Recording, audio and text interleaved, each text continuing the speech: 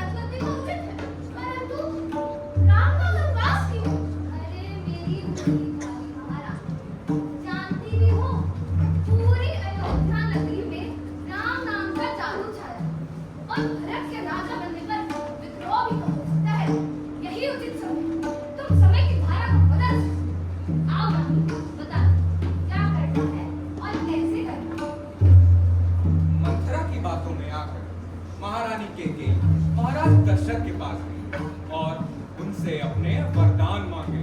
महाराज के लाख अनुरोध करने के बाद भी कैकेयी अपने इरादों पर अड़ी रही। आखिर में महाराज को अपने शब्दों के सामने झुकना पड़ा।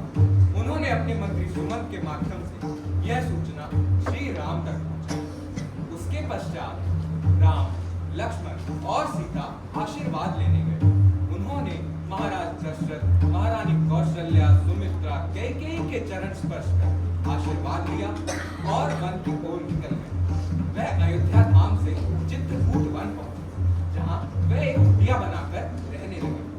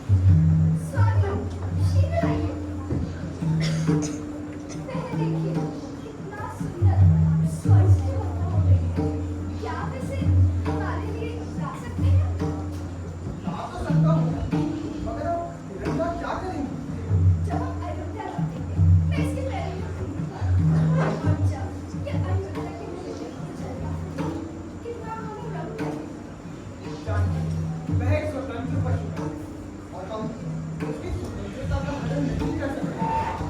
यदि हम उसे पकड़ भी ले आया तो वह एक शिशु है, अपनी मां के बिन नहीं रह पाएगा। आप उचित कह रहे हैं, लेकिन जब तक उसकी मां नहीं आ जाती, अब तब तक तो उसको हवा भी नहीं आ सकती। उचित है, मैं जाता हूँ। भ्राता लक्ष्मण, जी भ्राताश्री। यह स्थान सुरक्षित नहीं है। अपनी भाभी की रक्षा करना, सतर्क रहना। यहाँ तरह तरह के मायावी राक्षस विचरण करते रहते हैं। जो आ गया भ्राताश्री।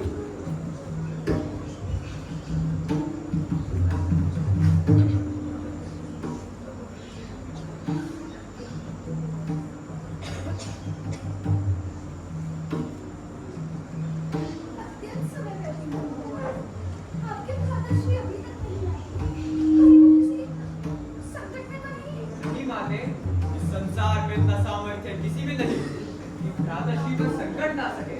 सीते, सीते, लक्ष्मण, अब जाना आवश्यक न होगा। आपके भ्राताश्री अवश्य ही किसी संकट में हैं। आप जाकर उनकी सहायता करें। परंतु भाभी, भ्राताश्री ने मुझे यहाँ आपकी सुरक्षा के लिए कहा है। आपको मेरी स्वागत। हम अभी जाएं और उन्हें सुरक्षित वापस लेकर आएं। जो आ गया माते।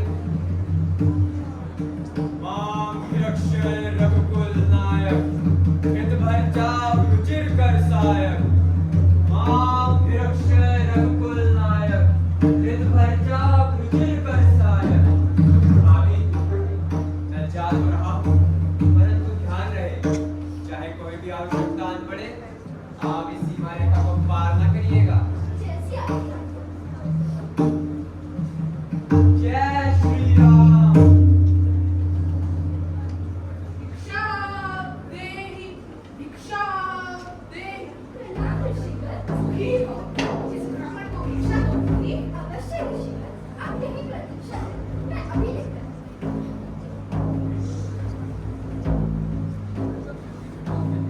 ये क्या था? ये कैसी माया जो लंकेश को अंदर जाने से रोक रही है? ले लीजिए ऋषिवर। प्रिय, हम सन्यासी हैं और किसी दुनिया में प्रवेश नहीं करते। हमें बाहर आकर भिक्षा दो, परंतु आपको भिक्षा तो अंदर आकर ही लेनी पड़ेगी। मैं ये मर्यादा की सीमा रेखा को उल्लांघ नहीं सकता। भिक्षा तो सिर्फ छू कर दी जाती है। और तुम एक ऋषि का बात कर रही हो? नहीं चाहिए ऐसी भिक्षा जिसमें आदर सत्कार ना हो। रुकिए ऋषिवर। जैसे ही मां सीता ने रखे रेखा से बाहर पाओ, ब्राह्मण फिर रावण हुआ। हुई कबो की मां सीता का हरण कर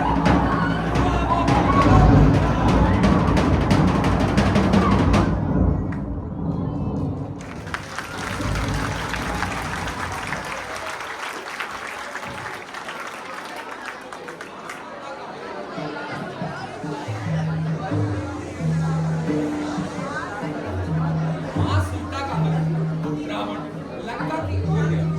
इधर राम और लक्ष्मण सीता को खोजते हुए किष्किंधा पहुंचे, जहां उनकी भेंट हनुमान से हुई।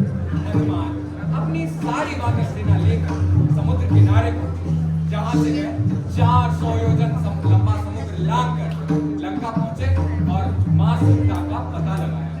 मां सीता श्री राम से बिछड़कर अशोक वाटिका में रह गई, जहां रावण उन्हें रोज आकर अपनी महारानी बनने के लिए विवश करता था। चलो, चलो अंदर।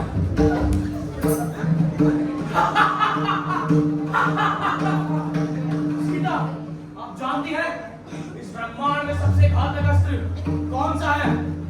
पशुपतिनाथ अस्त्र, नारायण अस्त्र और ब्रह्मास्त्र। यह तीनों ही मुझ पर चले हैं, पर मुझे लोग के समान भी कष्ट नहीं पहुंचा, क्योंकि मैं हूं शक्तिशाली रावण, कष्ट से मुक्त और पीड़ा से परे। पर आज पहली बार मुझे पीड़ा हो रही है तुम्हें इस स्थिति में हाथ देखते हुए। भूखी, प्यासी और उदास भी। मेरी महारानी का सानिया नहीं राजमहल में है। मेरे स्वर्ण महलों की दीवारें तुम्हारे आगमन की राह देख रही है जानकी। वे तुम्हें पुकारती है, बार बार मुझसे पूछती है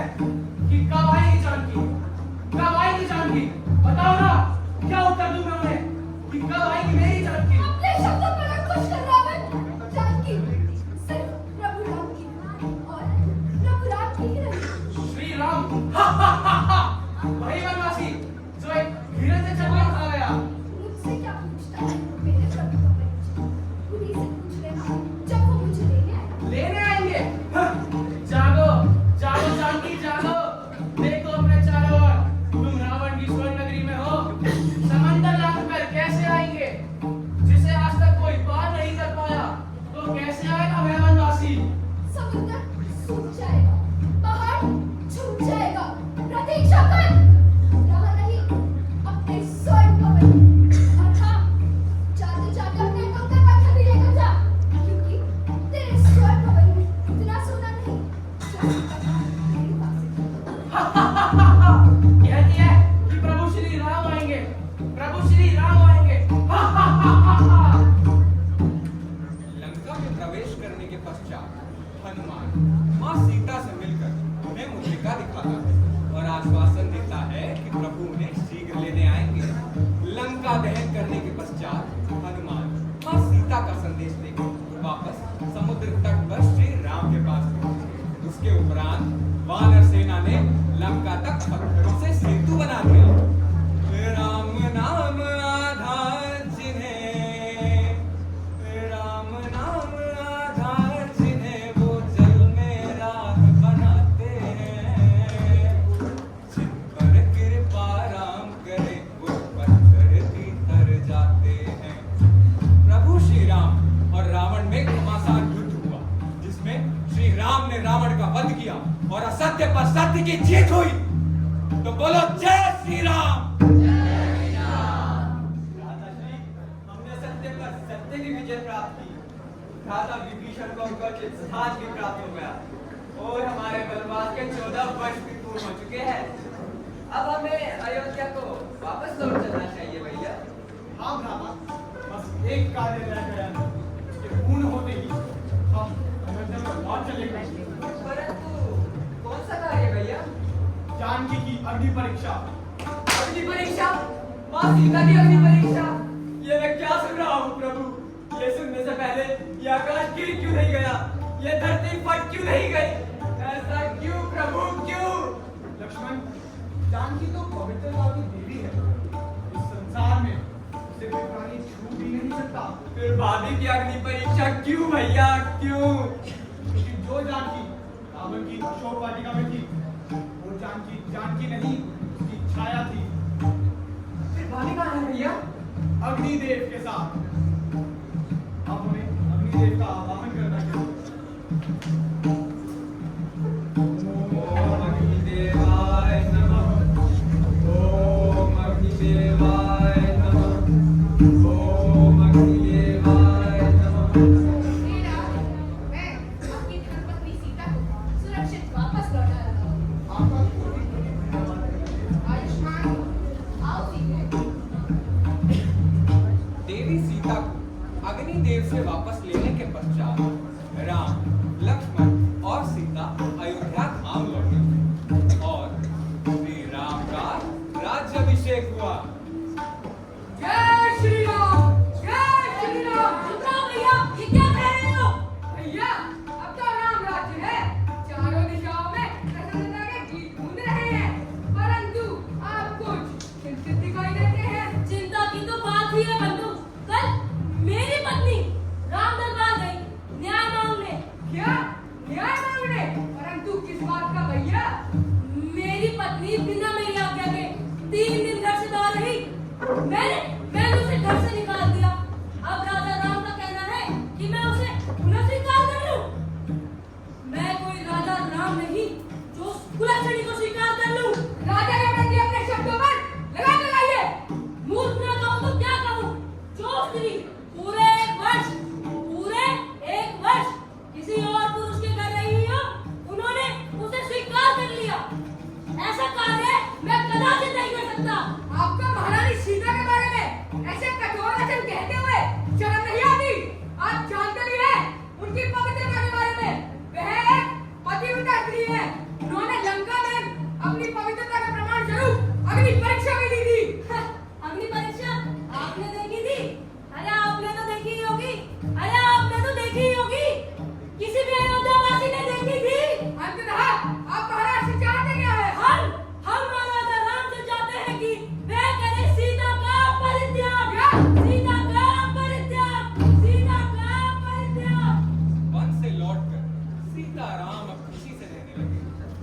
रामायण पूरी लिखी गई, पर काल तो कुछ अलग ही रंग दिखाने लगा। अवधपुरी की प्रजा ने एक कठोर निर्णय लिया कि सीता का परित्याग किया जाए। हाय रे मन, क्या करे अब राजा, क्या करे, प्रजा सर्वोपरि। प्रिया सीता को त्याग तो देखो लव कुश ने करा राम कथा का गुणगान। आप दोनों ने बहुत ही सुंदर वर्णन किया। मैं आपका नाम जानना चाहता हूँ। मेरा नाम लव है। और मेरा नाम कुश है। आप लोगों ने राम कथा किससे सीखी? हमारे गुरुदेव ऋषि वाल्मीकि ने। उन्होंने हमें यह भी बताया हम राजा राम आप ही के पुत्र हैं महाराज। हमारी माता का नाम क्या है? हमारी माँ का नाम सीता है, जो कि आपकी रानी और इस राज्य की महारानी थी, जिसे आपने प्रजा के कहने पर त्याग दे दिया था महाराज। वो एक बालक हो, अपनी जुबान पर लगाम रखो। हम तो केवल सच बोल रहे हैं महाराज। इतने उद्दंड और वाचाल बालक कभी मेरे नहीं हो सकते। आपके मानने या न मानने से कुछ भी बदलने नहीं वाला। और यह भी सच है कि हम महाराज राम वनवासी सीता की ही संतानें हैं। कोई साक्ष्य है तुम्हारे पास? तुम्हारे गुरु या तुम्हारी माँ इस बात का साक्ष्य दे सकती है कि तुम मेरी ही संतान हो? ठहरो राम, ठहरो। आयुष्मान भव। हे अयोध्या नरेश, मैं ऋषि वाल्मीकि, मैंने अपने तपोबल से आपकी संपूर्ण जीवन यात्रा देखी। मैं इस बात की पुष्टि करता हूँ कि लव और कुश आपकी ही संतान। आज इस बात के साक्षी के रूप में आपकी सभा में मेरी सीता भी उपस्थित। आओ देखो। आप इन्हें स्वीकृति दें कि ये अपनी पवित्रता की शपथ लें। सीते, आज जो स्त्री आपके समक्ष खड़ी है, वो आपकी अर्धांगिनी सीता नहीं, आपकी अर्धांगिनी सीता का उसी क्षण विसर्जन हो गया था, जब आपने उसे रात्रि के वन में अकेले भटकने के लिए छोड़ दिया। आपने तो प्रभु मेरी रक्षा का वचन लिया था, तो उस रात उस वचन का स्मरण क्यों नहीं रघुनंदन? ये रघुकुल की रीत में वचन ही वचन है। लंका में भी गए, कोई भी रात इतनी अंधकारपूर्ण नहीं थी जितना आपका दिया गया वनवास का हर एक पल। आप जानते हैं क्यों? लंका में मुझे विश्वास था कि अब प्रतिपल मेरे पास है। आज तक मेरे समाज में जीवित रहने का कारण मेरा मातृभूमि का कर्तव्य है, और आज मैं अपने सभी कर्तव्यों के निर्वाह के उपरांत अपना कोई भी निर्णय लेने के लिए पूर्ण तरह स्वतंत्र हूँ। इसलिए आज मैं भूमि जा सभी पक्षतंत्रों को साक्षी मानकर यह स्वागत खाती हूँ। नहीं सीते, नहीं। जिस धरती माँ की कोख से मेरा जन्म हुआ, जिस भूमि के कारण भूमि जा का अस्तित्व है, आज मैं जानकी सदा सदा के लिए उसी भूमि जा की कोख में समा जाऊंगी।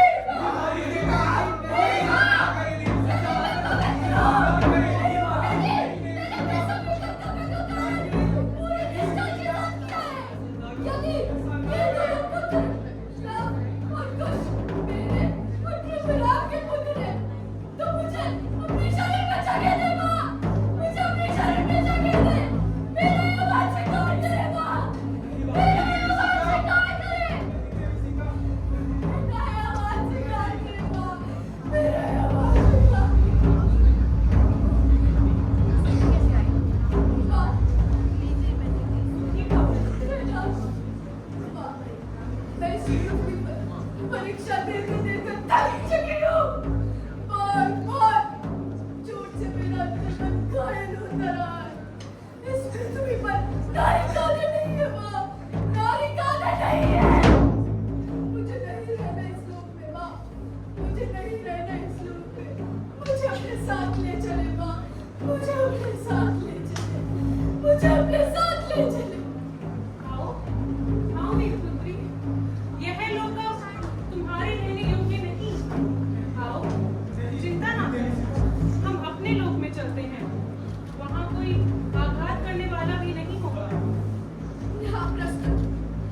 ही सभा से दूर।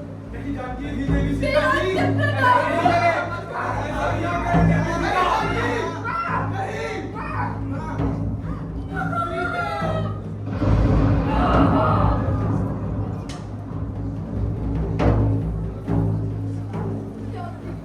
अंतिम राजा जनक की पुत्री बनी। मेरे लिए शुभ नहीं था क्या? क्या इसमें मेरा कोई दोष था? नहीं जानती, इसमें तुम्हारा कोई दोष नहीं। हो सकता है यदि विधि का विद्वान हो, यही तुम्हारी नियति हो। सदा ये समाज स्त्री की अस्मिता बलि प्रश्न क्यों उठाता है माँ? क्यों? पुत्री, ऐसा इसीलिए होता है कि स्त्री अपनी अस्मिता और मान सम्मान से समझौता नहीं कर सकती। इसलिए समाज स्त्री की अस्मिता को सवालों के कटघरे में खड़ा कर देता है। माँ, तो क्या मेरी नियति है थी कि एक प्रतिभाशाली राजकुमार के विवाह के दौरान राजयोग की जगह मिलेगा वनवास को? नहीं, तुम अयोध्या में तो रुक सकती थी। हाँ, तुम अयोध्या में तो रुक सकती थी। हाँ गीता, तुम अयोध्या में तो रुक सकती थी। नहीं, मैं रघुनाथ को अकेले वनवास नहीं जाने दे सकती थी। मैं उनके भाग्य और मैंने अग्निदेव को साक्षी मानकर उनका साथ निभाने के साथ वचन लिए थे और मैं उन वचनों का उल्लंघन नहीं कर सकती थी। वैसे भी एक स्त्री का उसके पति के बिना कोई अस्तित्व नहीं। तुम्हें अपना अस्तित्व है उस समय नहीं था जब तुमने रघुनाथ को सुनहरा हिरण लाने भेजा था। तुम तो जानती थी ना कि वह जंगल मायावी राक्षसों से भरा हुआ है। फिर भी तुमने अपने देवरूपी भ्राता की खींची हुई रेखा को पार किया। नहीं सताया मुझे कोई भय, क्योंकि मेरे स्वामी थे महापरिक्रमी क्षत्रिय राजवंश के राजकुमार। मैं उनकी अर्धांगिनी थी। मैं भी एक क्षत्राणी थी। हाँ हाँ, तुम भी एक क्षत्राणी थी। तो क्यों रोने पर बिलख रही थी जब रावण ने किया हरण तेरा? क्यों नहीं भस्म कर डाला तुमने अपने तपोबल से उसको? क्यों छोड़ दिया रावण को तुमने? तुमसे विवाह का प्रस्ताव रख किया रघुनाथ का अपमान जब उसने? मैं रोई मेरे वेदना रघुनाथ से जो बिछड़े करते थे बस रावण को। कैसे टूटा उसका संसार बस, कैसे देती श्राप उन राक्षसियों को। मैं भी तो एक स्त्री हूँ। मैंने निभाया अपना कर्म, उन्होंने किया अपना कर्म। कह सकती थी एक ही दिन कैसे वापस रावण का। इससे पहले परिवार प्रभु राम का था, वो भी तो रोए थे मेरे वेदना में। तुम्हें सच में ऐसा लगता है? अगर ऐसा है तो उन्होंने तुम्हें प्रजा के कहने पर पुनः वनवास क्यों दिया? क्या तब वो सिर्फ एक राजा थे, पति नहीं? संसार में शायद ही कोई स्त्री जैसे श्री राम जैसे व्यक्ति मिले। माँ, मैं धन्य हूँ जो मैं श्री राम की अर्धांगिनी बनूं। वो सिर्फ एक अच्छे पति ही नहीं, एक आदर्श राजा भी है। और एक राजा का उसका कुछ नहीं होता, सब उसकी प्रजा का होता है। आवश्यकता पड़ने पर एक राजा को अपना परिवार, अपना पुत्र, अपनी पत्नी, यहाँ तक कि अपने प्राण भी त्यागना पड़े तो वह सब कुछ नहीं करेगा, क्योंकि प्रजा ही उसका मित्र है और प्रजा ही उसका परिवार। एक राजा का सबप्रिय धर्म होता है अपनी प्रजा की रक्षा करना। तो फिर दोष किसका था, प्रजा का या तुम्हारा? क्यों हुआ तुम्हें पुनः वनवास? संभवतः मेरा ही दोष था।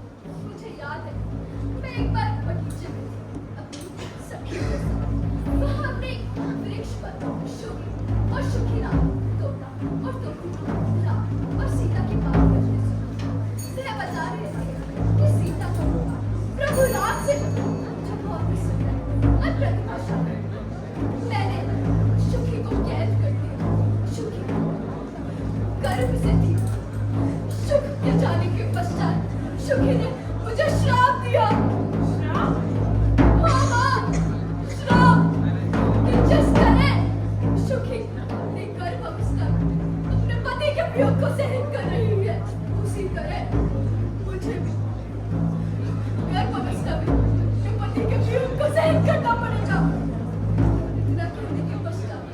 शुकी ने अपने प्राण त्याग दिए। शुक ने भी मुझे श्राप दिया। मुझे गर्भ अवस्था वनवास दिलाने वाले शब्द उसे शुक के होंगे। मतलब है भूमि?